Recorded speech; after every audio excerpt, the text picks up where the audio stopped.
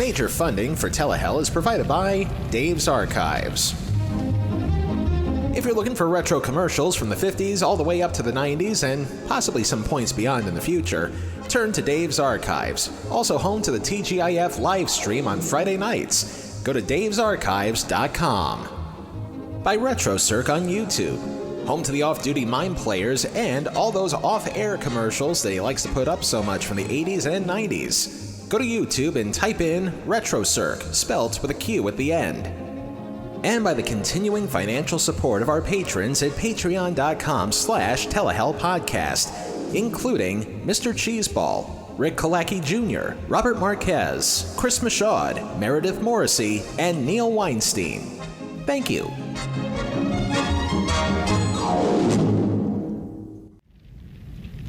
How far are you willing to go to survive?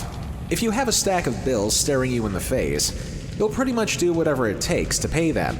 If you're being cornered by bullies, you better hope that you know at least one karate move or one move guaranteed to get your bully in the nuts. If your job is on the line, try to dig up as much dirt as you possibly can on your supervisor.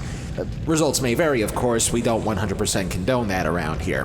But anyway, whatever it is you do to survive, call it your basic fight or flight mentality that's been the subject of evolutionary studies for centuries. You know what else has been the subject of evolutionary studies for centuries? Monkeys!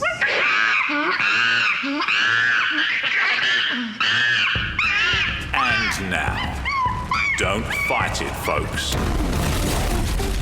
This is Telehell.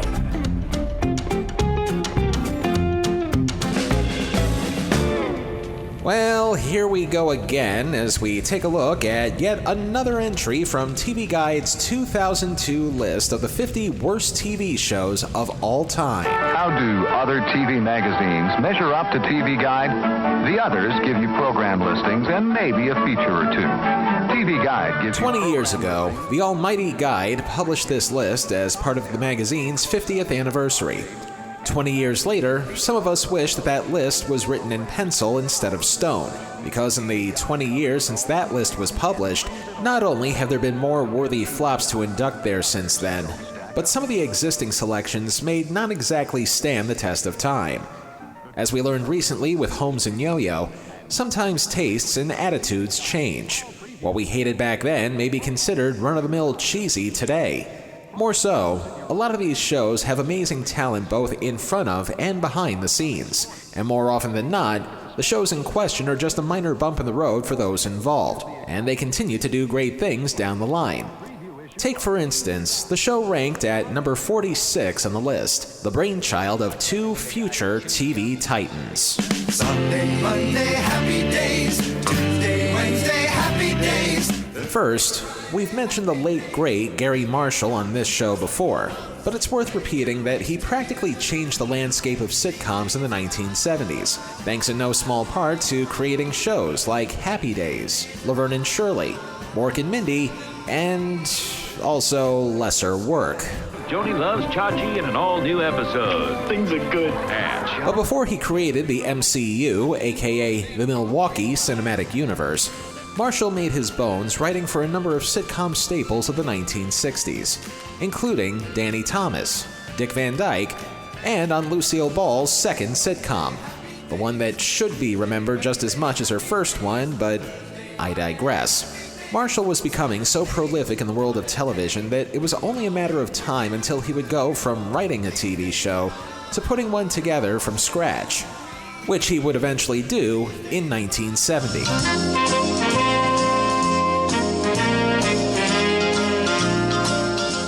Of course, there's a fine line between being the creator of a TV show and being the developer of one, which Marshall was in this case since, let's face it, Neil Simon created the characters that would make up The Odd Couple.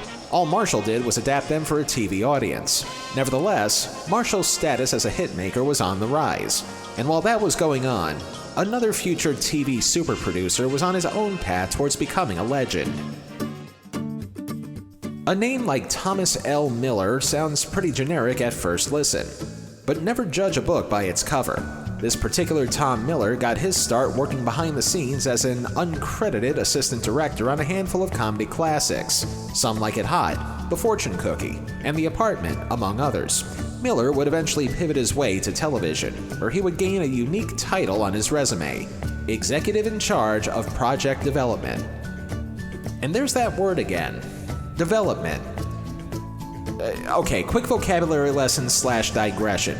Development on any given showbiz project, whether it be TV, movies, or otherwise, is a lot like having a building under construction. You need to assemble all the necessary pieces in order for it to be a safe and sound structure. The person in charge of the development is pretty much the building foreman. He's there to make sure that nobody falls off a steel beam accidentally. In this case, the development stage of the production process includes fleshing out the story idea, writing a draft of the script, and figuring out the financial logistics of the project. Depending on the type of film that you're making and who you can get involved, development can last anywhere from a few months to several years. Essentially, this was Tom Miller's job on a handful of TV shows and TV movies in the late 60s and early 70s. Jump to 1970, where Miller would go from developer to co-creator of one of his first sitcoms. Soft and sweet, wise and wonderful, ooh, our mystical, magical nanny. Although not a ratings smash, The Nanny and the Professor was a decent enough hit so that Tom Miller actually wound up on the radar of TV production companies once the show was canceled in 1971. One of those companies you, figuratively, had to look down from a mountaintop. Once the former Desilu Studios, long story, Paramount Television was one of the company's few bright lights at the turn of the 1970s. And at this point, I cordially invite you to either watch or read The Kid Stays in the Picture by Robert Evans to help fill in the gaps. As far as TV goes, Paramount was making its presence known thanks to a few key partnerships, most notably for the ABC network, which was already airing a fair share of shows produced by Paramount, up to and including several that Gary Marshall had placed a hand in. Although we're not 100% certain how the two of them met, Marshall would team up with Miller to come up with what both thought would be their next big sitcom hit. Marshall and Miller's idea was a simple one. A suburban family takes in an unusual pet, or at least unusual for the era, and hilarity revolves around the kind of shenanigans that the pet would get into. The pet being... But before you go thinking to yourself, "You fool, that would never work," much to our surprise, this is not the first TV show to ever exist where a monkey would be one of its stars. When you have a minute, call your parents or grandparents, and after telling them how much you miss them, feel free to ask them who J. Fred Muggs was. Once they get over the initial shock of you asking such a dated question, they'll be more than happy to tell you that he was, honest to Satan, one of the first co-hosts of NBC's Today Show. I'm not kidding. Here's an excerpt from the YouTube channel Weird History. That was when Carmine Bud Manella got an idea. He was a former page for NBC and used his contacts to get an audition for his 10-month-old primate named J. Fred Muggs. Unfortunately, they missed the audition and what was seemingly the chance of a lifetime. Then Bud and his chimp stopped by a coffee shop and their luck changed. Muggs dunked his donut into his coffee and suddenly he had everyone's attention. One of the amused customers happened to be an NBC executive who went to the NBC president and said, "I want the chimp." The chimp was an instant hit with children viewers, who then later drew in their parents. Ratings boosted, as did ad revenue, and J. Fred Muggs merchandising soon followed. It's reported that Muggs earned NBC an estimated $100 million. Now, in the words of Lewis Black, I'm going to repeat that, because it bears repeating. A monkey dunking his donut in a New York City coffee shop caught the attention of an NBC executive, who then hired him to be a correspondent on the Today Show during its first season on the air, helped keep it on the air, and rake in over $100 million in 1953 ad revenue, which, adjusted for inflation, would be somewhere north of $10.5 billion in 2022. That's fucking nuts. Or given the animal in question, bananas. But nevertheless, a precedent had been set during the early years of television. In fact, if you still have your parents and grandparents on the phone, ask them if they also remember a show from 1961 called The Hathaways. The Hathaways, starring Peggy Cass, co-starring Jack Weston, and featuring the Marquee Chimps. And if anybody remembers that show, your entire family needs to get out more often. Someday. The point being, TV shows with monkeys in them have been around for a lot longer than you think. So the idea of doing a show with a primate co-star isn't entirely out of the question. Especially by 1970 when another monkey show came on the air, and the difference here was that it was meant for a much younger audience. Lancelot Link, Secret Chimp. The premise of Lancelot Link, Secret Chimp is pretty straightforward. A spy agency run by primates tries to stop another spy agency run by primates from taking over the world. Wait a minute, did somebody slip me peyote? Calling Lancelot Link. Come in, Link. That's Lancelot Link. That's Lancelot Link. This is Lancelot Link checking in. Anyway, this show was a modest hit for the CBS network's Saturday morning schedule from 1970 to 1972. And the decision to put this show on the air was made squarely by, you guessed it,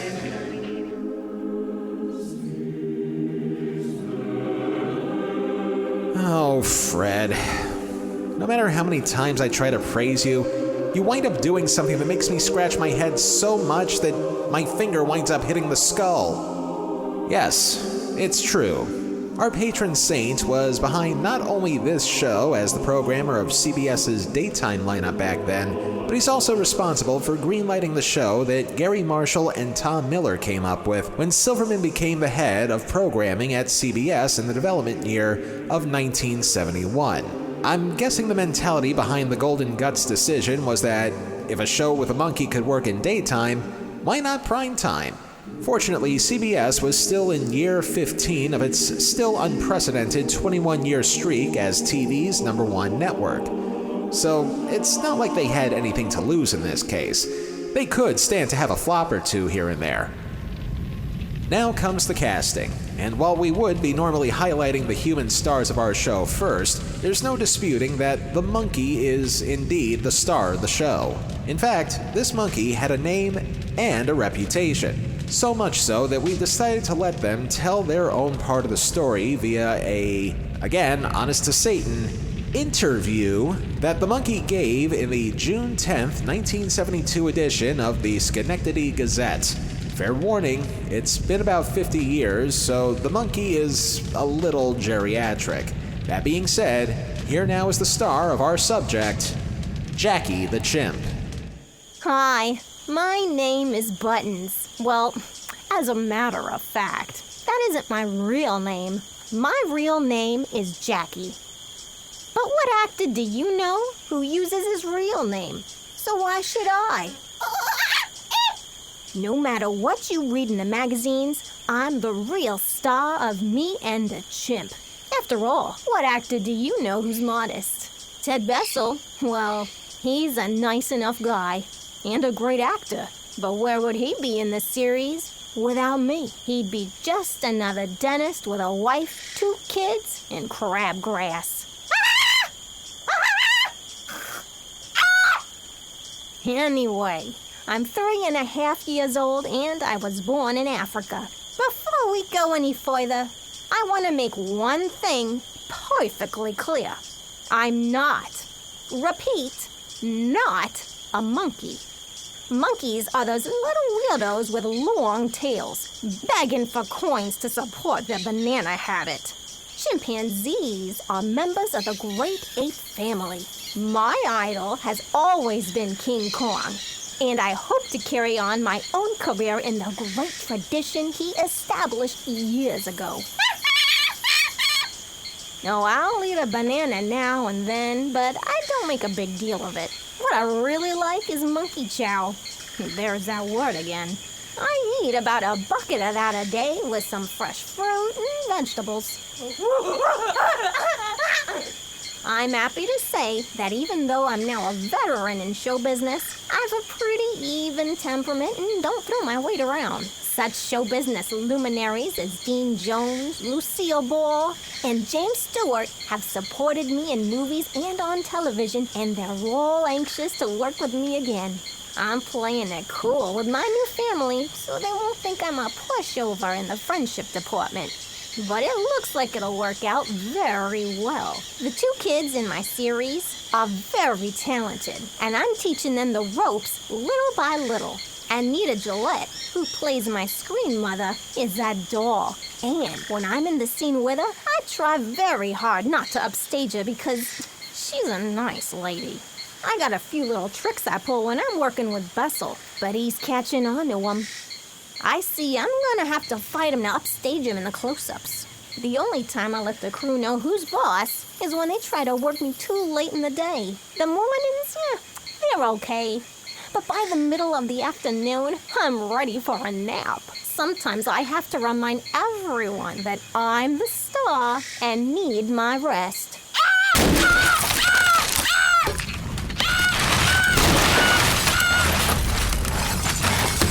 A reminder that, yes, that was an actual interview. It's on Wikipedia and everything. Meanwhile, let's recap the cast that Jackie just mentioned. Particularly... That guy! Diamonds, daisies, snowflakes, that guy.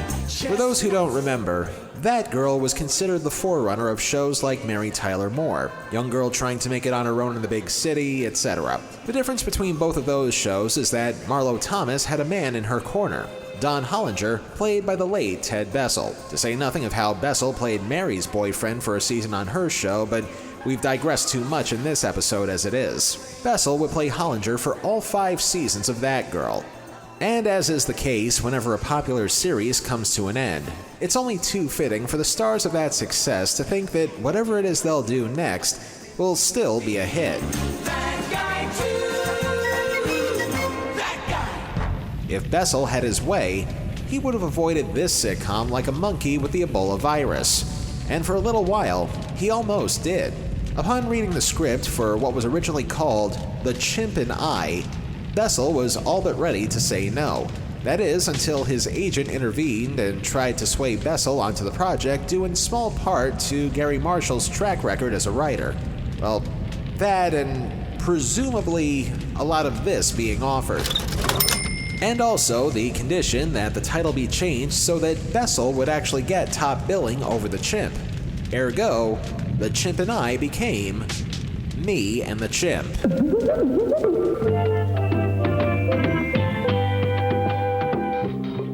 Rounding out the cast was an established collection of veterans of all ages. Ted Bessel's wife would be played by longtime actress and singer Anita Gillette. The 2 kids would also be played by veterans of the screen even at their young age. Scott Colden of Sigmund and the Sea Monsters, and Kemi Kotler of The Waltons. But both of those shows would come after this one came to an end. An end whose beginning we'll monkey around with after the break. 1 banana or 2 bananas? 1 female orangutan or 2 female orangutans? 1 Supreme Pizza for $10.99 or 2 at Little Caesars for $9.98? He seems to prefer 2. Why settle for 1 Supreme Pizza when you can get 2 at Little Caesars for just $9.98? Satisfaction guaranteed. Pizza, pizza. This week on Telehell's premium content of the damn. Here we go. This is Telehell episode number 49, Viva Lachlan, our season premiere episode. And the lovely Diva is joining us, and this is take 1. All right, we starting on my line? We are starting on your line, yes. Okay. Right. Hi there. I'm not sure if this is the right office that I'm contacting, but if this is the guy who reviews the bad TV shows and uses my gimmick, please give me a call when you get this message. There's a few things we need to discuss. Okay, let's try that line again because I think I heard you say if this is. Yeah, I kind of stumbled there. That's okay. Let's try that again. And remember, this is I set this session for like 5 hours. Not that we actually need it, but again, worst case scenario. So Okay. So we'll try that line one more time. All right. The only way to listen to Telehell's premium content of The Damned is by becoming a patron at patreon.com/telehellpodcast. For just a few bucks a month, you can listen to our premium content and get some swag along the way. Once again, that's patreon.com/telehellpodcast. And now, back to this week's torture.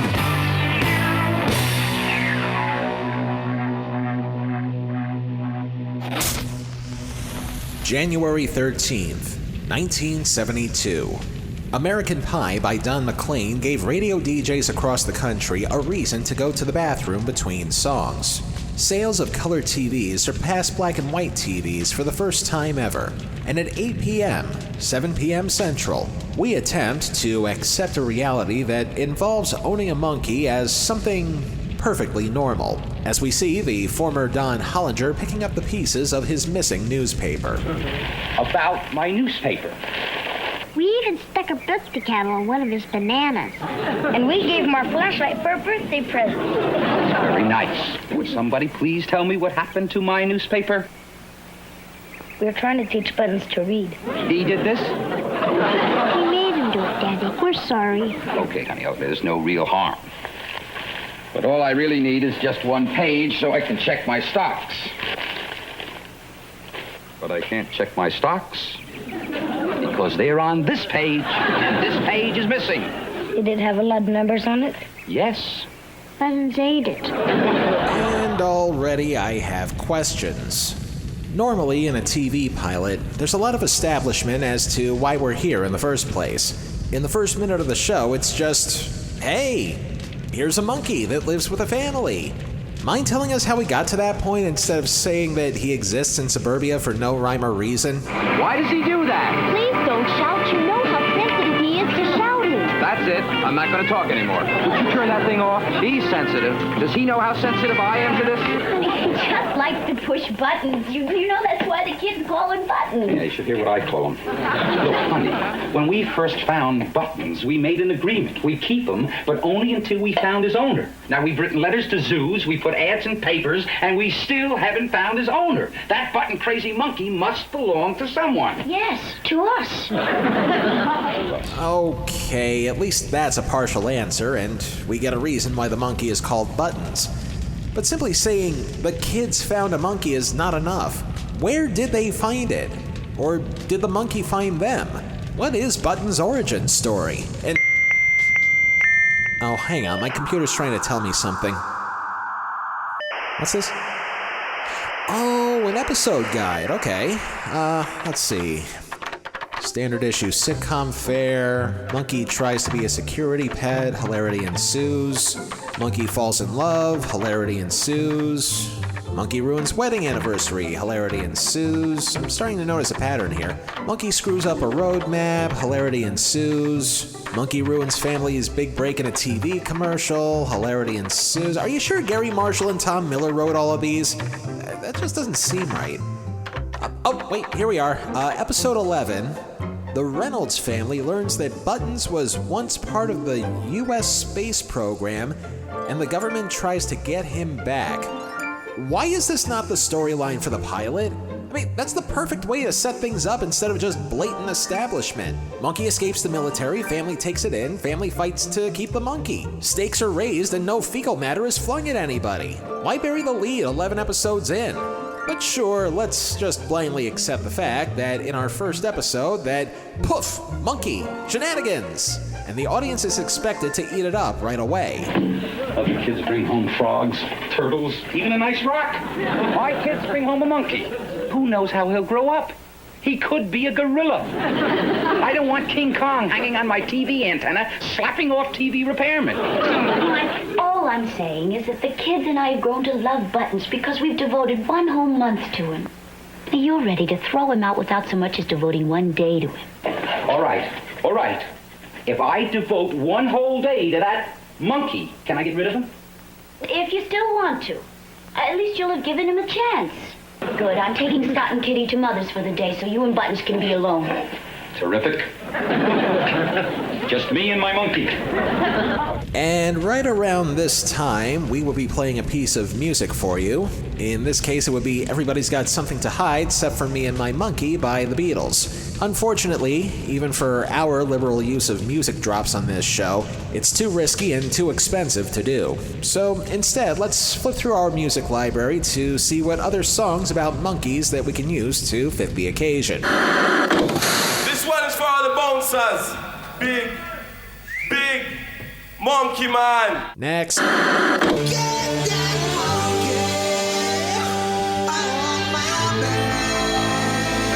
Next. Baby monkey was so little and sweet. Baby monkey tried to cross the street. He looked to the left and looked to the right, and when the traffic was done, he stepped off the curb and was hit by a bus and knocked to kingdom come. Next. Don't tell me I'm crazy. Don't say it too loud. Oh, no, not those monkeys. Okay, forget it. Let's just watch Ted Bessel pay his bills while the monkey watches. Riveting, I'm sure. $7.19. I'm $23,000 off. How could I push so many wrong buttons? Buttons! In case you haven't caught on as to what the main joke is in this show, Buttons likes to push buttons, both literal and figurative, as Bessel takes Buttons to his dental office. Yet another boring scenario soon to be made shenanigan-tastic when an unexpected patient comes in. Well, I see. Well, can't this wait until Dr. Kelp gets out of his pool? Oh, impossible. I have that big charity gala at the Hollywood Bowl tonight. Oh. Well, sit down. I'll take a look. I'm in charge. I used to be in charge of my own office. And now, since Earth Day was this past Friday, as part of Telehell's ongoing commitment to use clips from TV shows until the carcass is picked clean from its bones, I'm going to recycle this clip from episode 23 to help pay off the joke that, let's be honest, we're all expecting to happen at this point as the society matron thinks she's getting her teeth looked at. This man is giving his wife kissings and lovings when suddenly his broker calls and he has to go talk to him. Then a monkey appears and he starts to kiss the woman and she thinks it's the guy. Look out, woman, it's a monkey. Miss Crane, I'll call you back. It's just a monkey. Okay. Act 2 starts off with grounds for a lawsuit, because as it turns out, monkeys sitting on unconscious society matrons is actually kind of frowned upon. She is a very influential woman and she could sue me. But honey, when you explained, didn't she think it was funny? Stark terror and humor rarely mix. And you know what she accused me of? She said I put my patients to sleep and then I had a trained monkey do all the real work. It isn't funny, Liz. She called me a fraud. Assault by an animal is hilarious. Just ask this lady who got her face torn off by a real-life chimp. This is the legal counsel of the underworld. No, we're not going to play that clip from the Oprah interview with the lady who was mauled by a chimp. For the love of all that is unholy, that lady almost died. We may represent everything evil down here, but even we know the value of good taste. We now return to our narrator making fun of a TV show with a monkey in it, already in progress. Unfortunately, hilarity has to step aside in favor of sensibility. Chimps do not belong in homes. That's what I learned today. He is out. I was sure you were going to like him. Honey, you gotta look at it from my side. How does it look for me, a professional man? We'll find out in a second as Buttons runs away from home. And sure enough, certain people are going to feel guilty about it. The police don't have any reports on seeing a missing chimp. Can we look some more? Don't worry, honey. I'm sure he'll come back soon. I think somebody scared him and he ran away. He doesn't like to be yelled at. Maybe you heard somebody shouting. Is anybody shouting? I was shouting today. I was shouting about a chimp not belonging in a home. Look, kids, Buttons will get hungry and he'll come back home soon, I'm sure. Won't he, honey? Yeah, sure he will. If he doesn't, I'll never be happy again as long as I live. And before you wonder whether or not this guilt-tripping family is Catholic or Jewish, the old man assures his kids that he will not only find the chimp, but he will grow to, at the very least, mildly tolerate him. Where is my raincoat? By the front door on top of your umbrella and galoshes. I put him there. I married the Lone Ranger. Hey, I don't get it. If I had known when I met you, 10 years later, going out in the storm to search for a chimp. You'd still marry me, because you like my legs. I still do.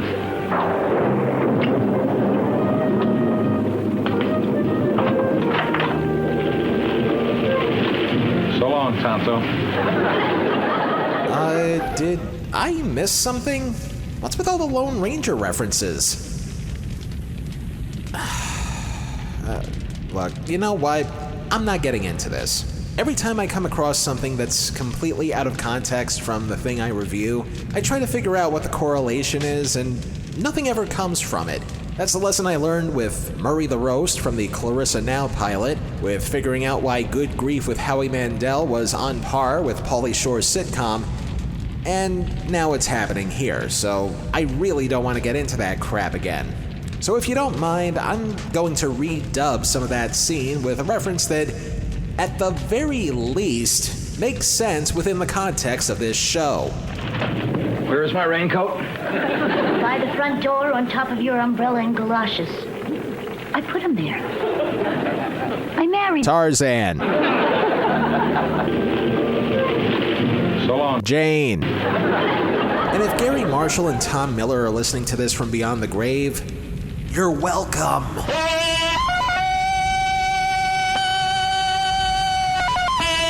Bessel is now on the hunt for the beloved Buttons. Buttons! Buttons! Buttons! Buttons! Oh, Buttons! Sorry, had to use that one. Eventually, he does find Buttons and makes peace with him. Look, my family had a month to know you. I really only gave it one day. So, I've decided that I need more time.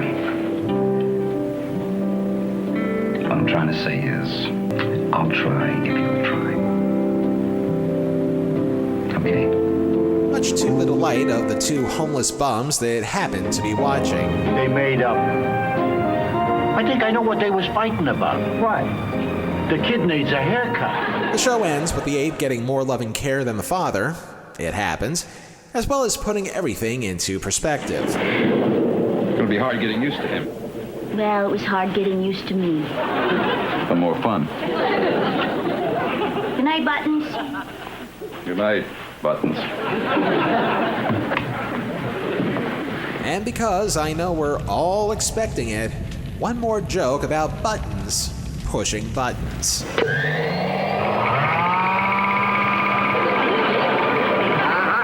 Gotcha. Now you are going to learn right now not to turn on buttons, okay? You are going to learn not to push buttons if you have to stay up all night. Come here, come on. See this? Here, that's a no, you don't turn that on. See this? See this? That's off. That's where it stays, not there. Off, see? And that was a thing that aired on TV once. And once again, I question TV Guide's logic. A reminder that this show ranked number 46 on their list of the worst TV shows of all time. A list that, once again, I implore them to give an update to since it's been 20 years this year since they made it. And once again, even though the premise of this show is kinda silly, I don't think it deserves to be on the list. And yet, it still deserves to be here in Telehell. Why? Because there were some things behind the scenes worth discussing. Why? Because it was mentioned last season and our lightning struck, so we kinda have to do this. Why? Because Joe Blevins from the Happy Days podcast mentioned it. Why? Because we were all discussing Gary Marshall that week. Why? Because I wanted to fill up the schedule. Why? Because if we don't wrap up this show, my boss is going to feed me to his hellhound. Why? Because I don't want to tell a little girl to get lost by using swear words. Why? Because... Oh, fuck it. Let's just get to the 9 circles. Okay, I love you. Bye-bye.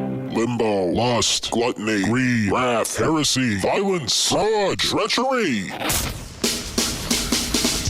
On the surface, Me and the Chimp was a silly show with a silly premise. Nothing that would cause any harm to the viewers. Unless, of course, you were a TV critic, then you'd probably go at it like a primitive beast. However, consider how perilous it might be to work with animals, even with all the training in the world by expert animal handlers. There could have been a layer of unpredictability involved that could have gotten some of the cast hurt, fears that the human star of the show, Ted Bessel, lamented in the show's post-mortem. While, as far as we know, there were no incidents of animal-related violence on set, it still didn't change the fact that it was an animal on the set. And because of how unpredictable some of them may act sometimes, it wouldn't surprise me in the least if an especially rowdy monkey helped bring production of the show to a grinding halt. Especially if the show wound up going on for a few more years and the monkey would only grow up from there, leading to some primitive behind-the-scenes treachery. In David Hofstede's book, What Were You Thinking? The 100 Dumbest Events in TV History, he cited an unspecific interview with Bessel where he pretty much acknowledged that doing the show was one of the biggest mistakes of his career, which, by the way, was the reason why our show on bad career moves was a top 7 instead of a top 8, citing that his monkey co-star was, quote, rude, dirty, and untalented. The monkey is a savage. If we get canceled in 13 weeks, my life might be saved, end quote. He then goes on to vent how Jackie the Chimp's hygiene problems, quote, ruined 3 pairs of shoes. I'm tired of all the puddles on the set, end quote. Now, I may not know from personal experience, but it sounds like working with animals is a pretty daunting task, and in this case, Bessel seemed justified in his wrath towards the chimp. Wrath which would probably never exist were it not for the potentially high payday that he, and possibly the other cast members, were offered to do the show in the first place. Then again, work is work no matter how greedy you feel. As for Gary Marshall and Tom Miller, both of them would go on to have some of the most storied careers in TV history. Marshall created things like Happy Days, Laverne and Shirley, Mork and Mindy, etc., and also go on to direct movies where he puts Hector Elizondo in a minor role. Simply put, Gary Marshall, talented guy. Miller wound up working with Marshall on most of his sitcoms, until he and another producer named Robert Boyette would team up over the next 50 years to practically invent the TGIF lineup on ABC. Family Matters is a Miller Boyette production in association with Lorimar Television and is distributed by Warner Brothers Domestic Television Distribution. Yeah, that Miller. Another talented guy. But if there was such a thing as beginner's luck, this show is clearly the opposite of that for both of them. But something tells me that no matter where they are right now from beyond the grave, they'd probably be looking at each other and think, yeah, we didn't think that one through. Me and the Chimp earns 3 out of 9 circles of telehell. Does it deserve the hate that it got? No. Was it a bad idea? Not really. Was it a good fit for primetime? Clearly not. In fact, the biggest argument that I've read in the show's favor was that if this was a show that aired on Saturday mornings in the 1970s, it would have lasted a lot longer. And considering what aired on TV on Saturday mornings back then, that's saying a lot. Mort. Yes, Your Immenseness? You won't learn anything about that planet playing games. Go enroll in school. So I can learn to play games? No, I mean a regular school. Soon, demons, soon. But before we get to that, we have some actual business to take care of, particularly of the philanthropic kind. Next time on Telehell, it's our 2nd annual charity episode. From May 1st through May 15th of 2022, all the downloads our next subject gets will equal $1 for the National Alliance on Mental Illness. Granted, the show that we're covering has absolutely nothing to do with the charity, but one would have to be crazy to try and turn a classic movie into a TV series. Matthew Broderick as me?